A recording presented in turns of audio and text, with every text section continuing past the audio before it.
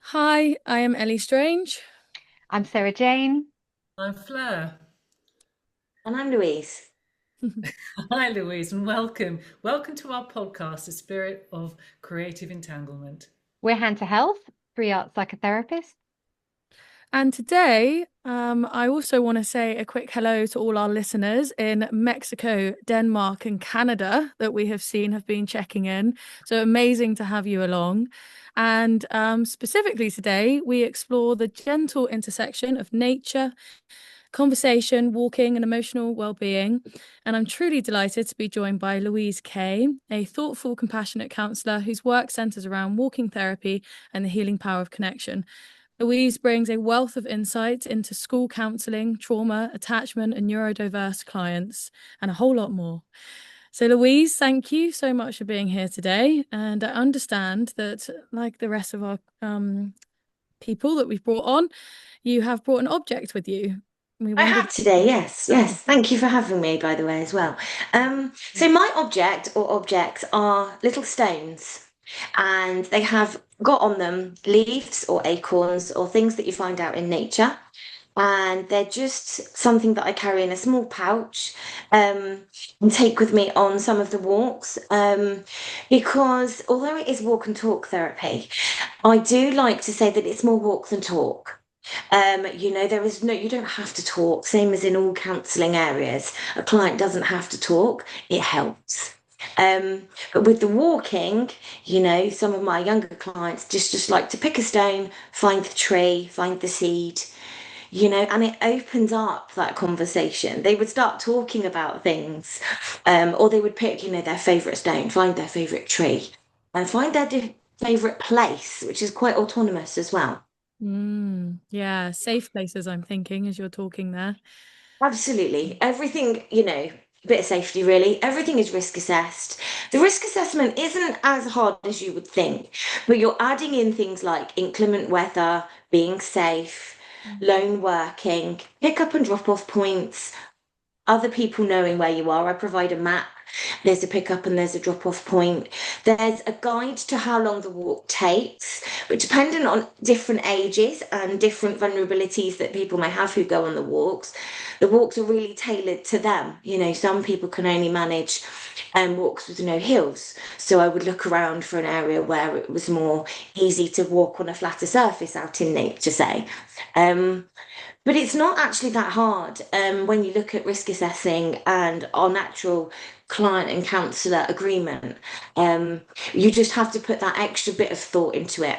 And I would say the main part of it is having a backup plan. If the weather is bad, you can't go out in certain seasons. December probably to February, I wouldn't recommend walking just because of the safety aspect, the winds, the winter. But a lot of people have asked me to take them on a short walk in a more public area, should I say, in those months. But have a backup plan, have your clients experience something on Zoom or something face to face as well. It's almost part of an approach if they want it. Really interesting. And I loved your objects, Louise, because there was something about the grounding that you before you even start. We talk about that sort of stabilization, don't we? And Yeah. to visualize that and embody that before even actually going out into nature. And I'm just wondering, for our viewers, would you mind just holding up a couple of your stones just to have a look at? Because Yeah. they look very tactile. They can be held in the palm And of I can send you a picture. You can pop it with the links or anything. But this is the sycamore seed one. And then it's just got the leaf on it. yeah, yeah.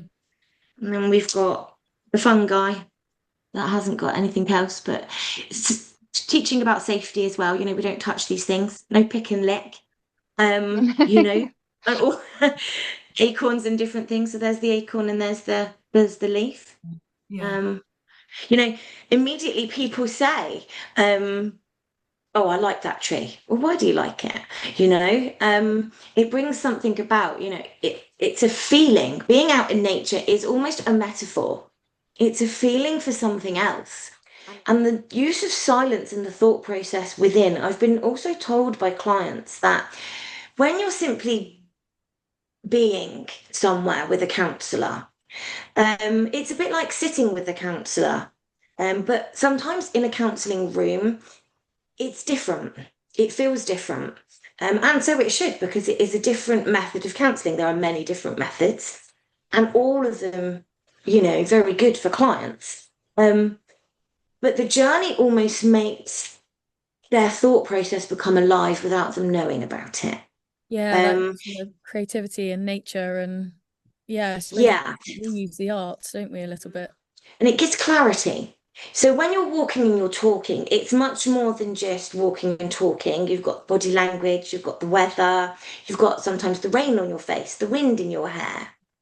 All those things almost give the body a relax and a calmness. That person will set the pace of walking. That pace of walking naturally works with our body, slows our heart rate down, calms us, grounds us almost, and puts us in a place where actually, in our minds, we clear that space for almost untangling the ball of what we're bringing with us. We want to talk about what we'd like looked at and explored in the counselling process. Yeah, it sounds so similar in many ways to working with the creativity and the arts in the therapy space that we do. And just going back again to your stones and the way you're talking about the walk itself, really bringing to mind how a story is being created.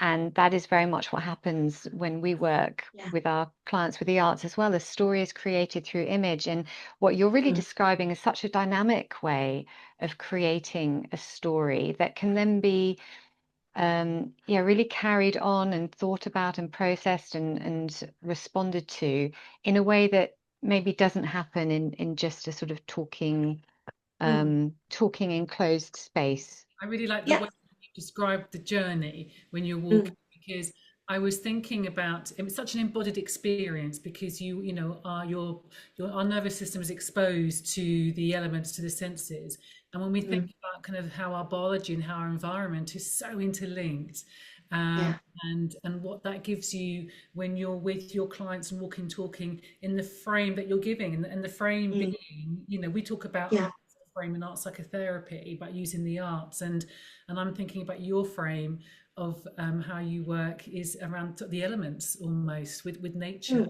and that metaphorical way in which you do that. It very much builds on clarity, connection, guidance, and resilience.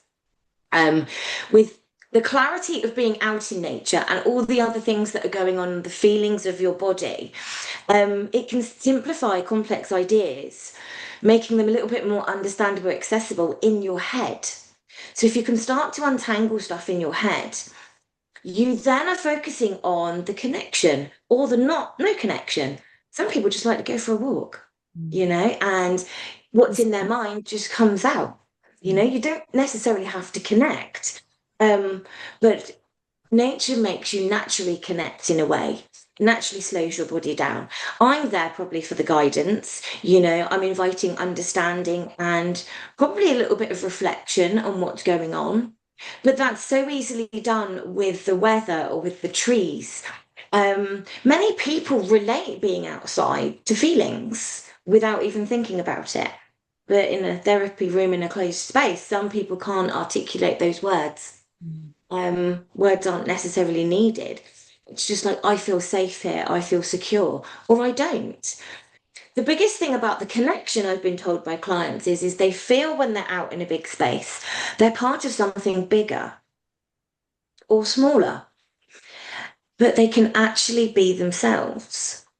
Their thoughts are very self-positive. Some of the walks, there's a bench, there's a gate to look out, there's places to stop, there's places for that silence. When we're climbing up a bit of a steep hill, there's not much talking going on, but actually the body fastens up, slows down, brings the calmness and the not so calmness. And people also might be thinking, gosh, this is quite a sensory experience. It's actually not.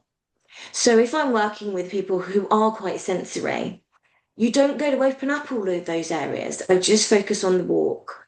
I'm a person-centered counsellor, and it really speaks to the fact that just come for a walk, you know? And that's all the first couple of sessions are. Just come for a walk, see if you like it. Mm. Sounds Okay? it feels less intimidating, I suspect, for a client. And actually, yeah, that's all I'm going to be doing, because everyone at some point has been for a walk, whether it's round their town or whether it's in their local park, or they've been in that environment anyway, and I guess and I'm thinking that that it's something that feels, yeah, that seems easier to break into in that kind of conversation and connection with a therapist as well. um, and I'm thinking also about the kind of the movement, which is so regulating for us anyway, just that Yeah. walk. So like you say, even if our sight, maybe our senses weren't heightened in the nature, but what's actually happening is they're being regulated anyway just by that body movement. Yes, And that's it. yeah, Yeah. And a lot of people need freedom from that as well, yeah, you know? And being sensory shuts down so many areas and parts of a person's life, you yeah, know? So it's quite important that actually, I don't go out because I don't like the wind. Okay, so we would choose perhaps a more sunnier day. Perhaps we would just sit somewhere on a bench, for 5 minutes. And that's another thing about contracting. I never go in and contract a full 6 to 12 sessions with walk and talk. Right. I say, first couple of sessions, come and walk. Come and walk. See what you like, see what you don't.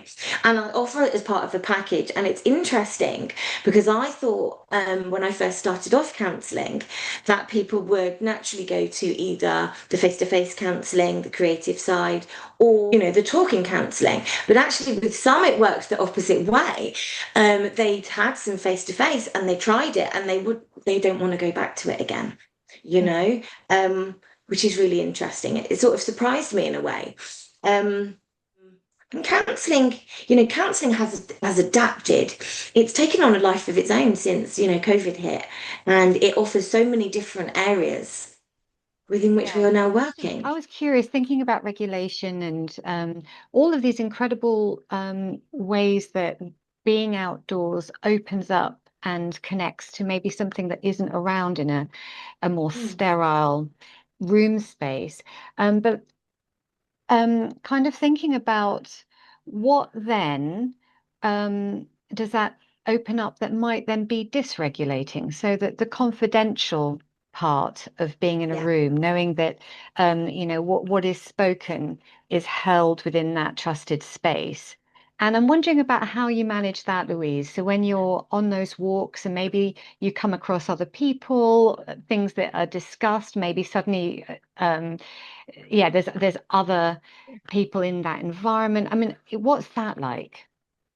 I do tend to say to people, let's walk somewhere where perhaps you're not going to meet your friends and bump into people. That's important, but it happens anyway. Yeah. But even if if you're walking with a friend, that confidentiality, so there's places on the walk that you can either sit or you can either be, but you can always move away. So if there's a dog walker going past or a horse in some cases, or other walkers, I always plan the walks. I sort of know sometimes when I risk assess the walks, I also look at the seasons and think, okay, when's this walk going to be busy? When's this walk not going to be busy? Because you're right. You don't want a client opening up and then immediately sort of shutting down because people are walking past. But naturally, when we're walking, if they're saying something and I say I'm listening, somebody walks past, we naturally just go to silence and then it continues on. And this was also an area which I was concerned of, holding that person's confidentiality. Speaking to the person and saying, look, if you do see somebody, and they say hi, you don't have to say, this is my walk and talk counsellor. I'm just out for a walk. I'm not going to explain or do anything like that. It's almost when clients see their counsellors out and about, isn't it? Yeah. Some clients don't speak to us and some clients say hi. Yeah. But the confidentiality really does slow and ebb with that. And, the client naturally, when they know their walks, sometimes, because there's a beginning, a middle, and an end of a walk, sometimes they pick their moments to do it on the walk. And, the beginning is almost all about setting off and, how's your week been? They're going to tell me about their week, their thoughts are and different things. But when sometimes you get to the middle, so I may sometimes always know that something's almost going to come up, say, because we've already spoken through, say, the client agenda, and I've already had a couple of walks with that person, and they might have sort of tipped something in. But it also takes the pressure off of, we can find a small space, we can sit down for a while. It's not that hard to find that confidential space out in nature, and it's easy to walk away from other people. But yes, again, knowing where you're walking, knowing the footfall, knowing certain times of the day, there's going to be dog walkers, there's going to be different people. And just, I sometimes say to somebody, that's quite a confidential part of what you've been telling me about yourself, and sort of guide it from there. It's almost modeled behavior. So it almost works on the modeled behavior of me walking and listening and offering that unconditional positive regard in the same way I would on a computer or face to face. I'm not going to show any abrupt signs of or like that. It's just going to continue on it. And when you model that, voices get lowered, oh, go in a minute. Something like that. You can whisper, you can, there's really something I've got to tell you, So, okay, should we find a secluded place then, where nobody's walking and we're just going to like that, really. Sounds like it's a great way of introducing boundaries, to someone that maybe doesn't feel like they've got very strong boundaries, or they're not able to place them even if they feel like they want to. What a great way to build upon that and know that you can stop a conversation, you can move somewhere, you can make it safe for them, you can wonder about that safety before you've even had the conversation. In nature, it's just making me think that's a really lovely way of teaching boundaries. Isn't it? And also wondering afterwards as well, what was that like for you? Or noticing actually, you didn't stop then in that person. What was that like? And I wonder what was happening for you there, and just what it opens up in terms of the real dynamism of the activity. Absolutely. Yeah. The ebb and flow that you talk about, Louise, just feels such a rhythm. Like the move, the walking's a rhythm, the conversation's a rhythm. All these sorts of just rhythms that I'm hearing as you almost. I'm following you on a walk somewhere in my own mind as you're talking. Yeah, I am. Yeah, that's funny. Very fortunate that I have, I'm very blessed that I am quite rural, and I have done, some of my clients walk and talk, and I've really noticed the benefits of that. And I think whilst you're talking, I'm in my mind, I'm on one of those walks with you, and I'm listening to you. But so yeah, it's the rhythm to me has really because there's so much rhythm to nature anyway, isn't there? When we think about the seasons, when we think about growth, when we think about even your stones, on the one hand you've got the maturity of the leaf, on the other hand you've got the small little seed, and that journey that seed takes to get to that maturity and the rhythms it goes through. And and I was wondering about just spaces. So I know we've talked a lot about being able to be in nature and to be, and I know that where you are in the UK, down the south, you've got lovely heathland, and I'm very blessed with where I am rurally. I'm just wondering about being in a city or being in a town. I know we can find green spaces, but I'm wondering about walking and talking. And I'm sure there are perhaps counsellors that are in sort of cityscapes. What that might be like. That's just, I was thinking. Well, there are some counsellors. I don't do it at the moment, but I am looking into it, where you're also not with the client when you do the walk and talk, so you're on the phone. Interesting. So you can be in different parts of the country doing a different walk. So I'm looking at the moment at that, the risk assessing, if I'm not doing the same walk as that person. But actually inner city walks, again, it changed the dynamic of the walk.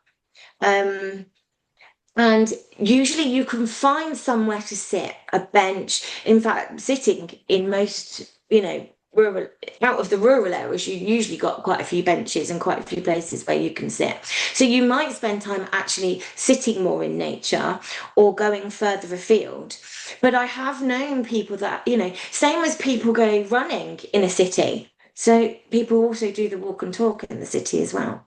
Yeah, I'm thinking of my space is quite small. There isn't much there's two chairs and a coffee table, but I quite like to sometimes with some neurodivergent clients get quite big with my artwork. And Yeah. so I have to take it outside on a bench and a tiny little bit of green that's just outside our door of where our therapy rooms are, and just lay the paper out right across the bench and be outside. And for people that I think can feel quite busy mentally or trapped with their thoughts, it does suddenly just open up, especially then if you can get messy also with paints and artwork alongside that, or with muddy Yeah. clay or with something that it then can open up your mind and give that space. But I haven't really walked anywhere. I've walked out the door and just had space in nature, a Mm. bench in a middle, a bit of a Yeah. green, and then walking back and then cleaning up and washing hands and taking off your wellies or whatever it is. And it goes from making somebody feel quite small to having all this space where they feel a bit larger. That opening up, that connection naturally happens. And the intuition, the gut feelings, all those things that we use for decision making, and actually we are human beings. We're supposed to be out in nature. It's only evolution and the way that we currently now live that makes us not be like that. Yeah, I'm loving that thought of it being, this gut feeling and this knowing, because if you, and I'm going to take it there, I'm going to take it quantum. But the fractals of the universe, all the way down to the fractals into the plants and into us as beings and into our cells, etc. They all do pattern, they are all something that does link. So I'm wondering whether they're, when we do take ourselves outside into our natural patterning, all the way through to star walks, etc., and mapping Mm. up in the universe, that maps all the way similarly down to the cells Mm. in our body. And think about shell shapes and our ear shape and Mm. the I can't remember the name of it now, the quantum Mm. spiral. And I'm wondering if, not read anything about this, but I'm wondering if that when we're out there, we are connected to something innate. We are connected to something. So, can a knowing grow easier when we're Mm. breathing in those Yeah. parts that are past? Absolutely. I think that comes back to what we're talking about intuition, Mm. Louise. Mm. Not necessarily, we can define that in many different ways, but I'm wondering if that's what it is. It's that connection. Yeah. The seasons, the life changes, all reflect back to us our human nature and our human side, which has tended to be forgotten along the way. There's nothing wrong with thinking about a decision, but there's also nothing wrong with making a decision that's going to be right for you in a moment where you feel a connection, where you feel that something is right. It almost returns you back to, let's switch back on and listen to those gut instincts within us. Reminded me when you're talking about that as well, with the connection to ourselves and to ourselves as in humanity. And there's a beautiful paper I read a couple of years ago now about a piece of art therapy with a young boy who was struggling with grief and loss, and just how being in nature, walking, talking therapy really supported that understanding of the life cycle, how we are part of the rhythms of life. And there was an ability to really process and grieve and let go. It's a beautiful paper. I'll put a link on for this. Yeah. When we publish, but it really demonstrates so beautifully a lot of what you're talking about, Louise, about how you can access things and parts of our sense of ourselves being in this world through the outdoor space that we just cannot get to indoors. It's reminding me of Jungian's quote, which I think we did on a presentation once, didn't we? But in all chaos there is cosmos, in all disorder, a secret order. Yeah. And being in that, as Fleur, you were saying, being in that chaos of the huge space, and what that can do as a secret order, internally, and vice versa. If you're chaotic and it's feeling ordered externally, what you can do in the balancing of that, I suppose, a yin and yang. And I was just thinking about, again, that kind of visualizing of you, Louise, with your walking with your clients. And it reminded me, funny enough, Ellie, of a quote by Rumi, which is, we're all just walking each other home. That's really what we're doing. And for some people, when they can't talk, it's about being alongside. Safety with another person, because maybe in their life people haven't been safe, and to be able to find a way to walk alongside with someone who can support them again in their biology to feel safe. And you don't need words for that. That is an feeling, and that's simply being alongside. And I've had, screaming to the wind is a really good one when there's nobody around. If you've got anger within you, you can scream. You can visually let it out on a different level. Non-verbal. You don't have to be verbal. You can just walk. Splashing in puddles. Things that we don't necessarily do. It gives permission for adults to almost go back to their inner child as well. We can do those things. You were talking about the connection, the mushrooms. I had a young person tell me about the trees once, and I didn't know this, that when the trees start to shed their leaves in autumn, a tree somewhere will shed their leaves, which then starts a domino effect with all the trees in the country that shed their leaves, which I didn't know. But I did know about toadstools and mushrooms, whereas underneath the ground there is a connection. They connect to other toadstools and mushrooms, and all up the country, the mushroom connected down here is connected to one up somewhere else. So it brings the science into it as well. The psychoeducation of science, again, gives people that, why am I angry? You're angry because there's something within your body telling you something isn't right, and you cannot express that. You can't get that out. So just as, say, this tree has got many leaves, some of those leaves didn't ever open. The conkers that fall, sometimes they fall within those hard shells. Imagine being one of those conkers that didn't come out of the shell before it fell. Would somebody pick you up, open you up and see the beauty of what is inside? All those different things and all those stages. Yeah, would they just see you as a spiky shell and not go near you? Absolutely. Terrifying shells. Energy. As you were saying earlier, maybe we'll put a link down to 50 metaphors of nature. Did you say there was something? Because just Google it. There's lots of different things out there, all free. I mean, even the Lost Words Explorer book you can actually get up on PDF for free. That's a really good one. That's great. That's so much information. I feel like I might have to. Yeah. And there are many insurance companies that do cover the walk and talk. They will ask for a robust risk assessment.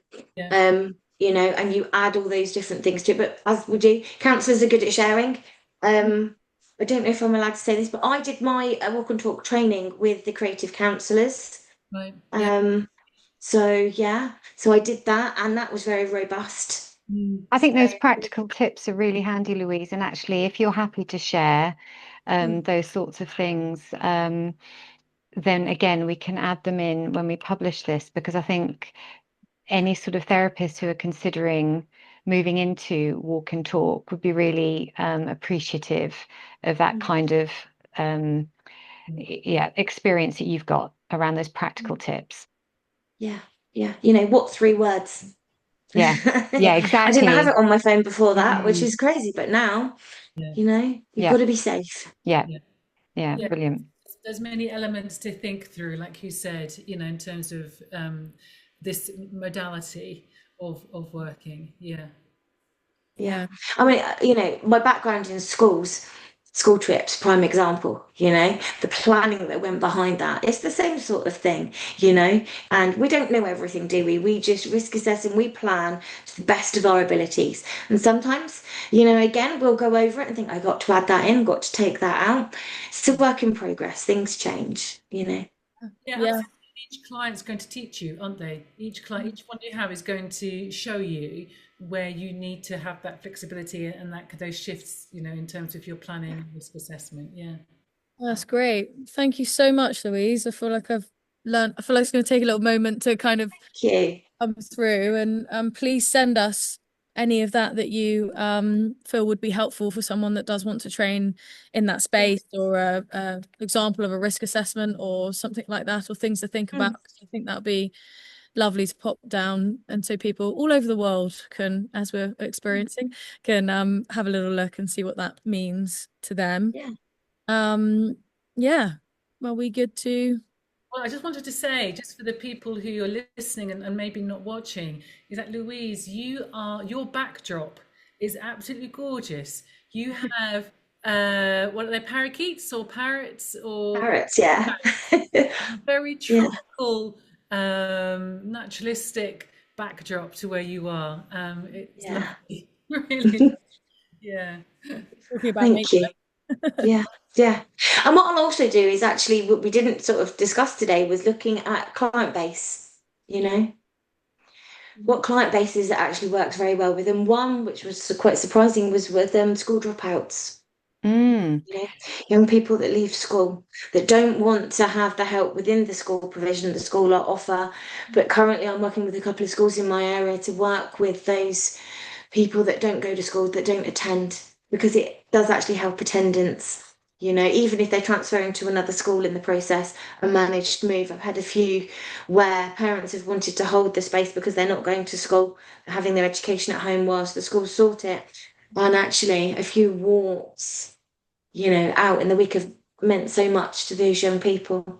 Absolutely. And I'll actually, can send you I a just, client base list. yeah, thank you, Louise. And just on finally on that note, actually, um, if clients are looking for a walk and talk therapist, is there anywhere that they can particularly go? Are there any kind of links you can provide around that? I'll have a look. I'll have a look for the area. I mean, it is still very much up and coming, Mm, and still very much you have to sort of look for it. So okay. yeah, I will have a look in my area. But I think there are a lot of counsellors that are actually trained in this and do this. But Yeah. I don't think there's almost a register for specific walk and talk. So Okay. we'll sort of like look at that Maybe that's to almost. come, hopefully. Yeah, Yeah. maybe. So, Yeah, Thank you, Louise. yeah.